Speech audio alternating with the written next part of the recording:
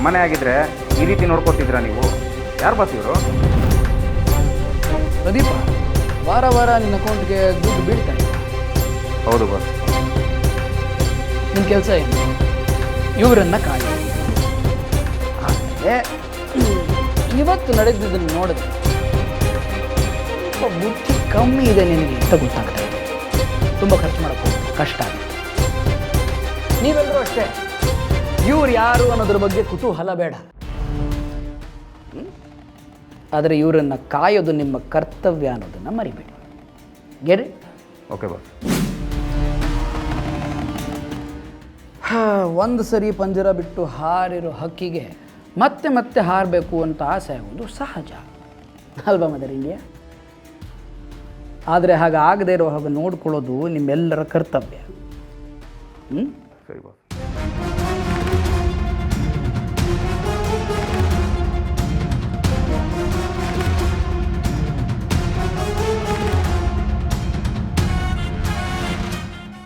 Mother India, ಟೈಮ್ಗೆ ಎಲ್ಲ ವ್ಯವಸ್ಥೆ ಮಾಡಬೇಕು ಅಂತ ಪ್ರದೀಪ್ಗೆ ಹೇಳಿದ್ದೀನಿ.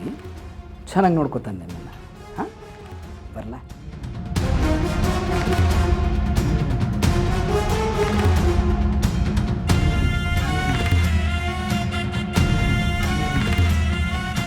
ಅದು ನಿಮ್ಗೆ ಅರ್ಥ ಆಗುತ್ತೆ ಅಲ್ವಾ?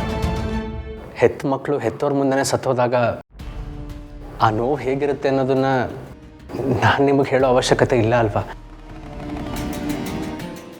ನಾನು ಯಾವಾಗಲೂ ಅತ್ತೆನೇ ಸಪೋರ್ಟ್ ಮಾಡ್ಕೊಂಡು ಮಾತಾಡ್ತೀನಿ ಅಂತ ನಿಮಗೆ ನನ್ನ ಮೇಲೆ ಕೋಪ ಇದೆ, ನನಗದು ಅರ್ಥ ಆಗುತ್ತೆ.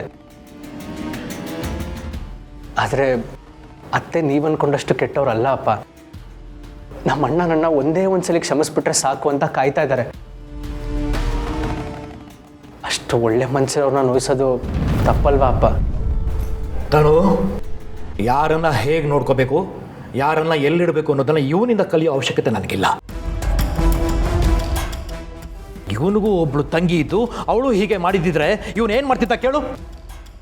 ಖಂಡಿತವಾಗ್ಲೂ ನನ್ನ ತಂಗಿನ ನಾನು ದೂರ ಮಾಡ್ಕೋತಿರ್ಲಿಲ್ಲ ಅಪ್ಪ. ನನ್ನ ತಂಗಿ ಯಾಕೆ ಹೀಗೆ ಮಾಡಿದ್ಲು, ಏನು ತಪ್ಪಾಗಿತ್ತು, ಅದಕ್ಕೇನು ಪರಿಹಾರ ಅಂತ ಹುಡುಕ್ತಿದ್ದೆ ಅಪ್ಪ. ಎಲ್ರಿಗೂ ಅಣ್ಣ ಅನ್ನೋ ಸ್ಥಾನ ಸಿಗಲ್ಲ. ಅದು ಸಿಕ್ಕಾಗ ಅದನ್ನು ಕಾಪಾಡ್ಕೊಂಡು ಹೋಗಬೇಕು. ನೀವು ಮಾತಾಡ್ತಿರೋದು ನೋಡಿದ್ರೆ ನೀವು ಜಯಂತ್ ಮನೆಗೆ ಹೋಗಿಲ್ಲ, ನನ್ನ ವಿರೋಧಿ ಮನೆಗೆ ಹೋಗಿದ್ದೀರಾ ಅಂತ ಅನ್ನಿಸ್ತಾ ಇದೆ. ಇಲ್ಲ ಮಾವ, ನಾವು ಹೋಗಿದ್ದು ಜಯಂತ್ ಅವ್ರ ಮನೆಗೇನೆ. ಜಯಂತ್ ಅವರು ಜಾನ್ವಿ ನಮ್ಮನೇಲೇ ಇದ್ದಿದ್ದು ಅಂತ ಕೇಳಿದಾಗ ತುಂಬಾ ಖುಷಿಪಟ್ರು.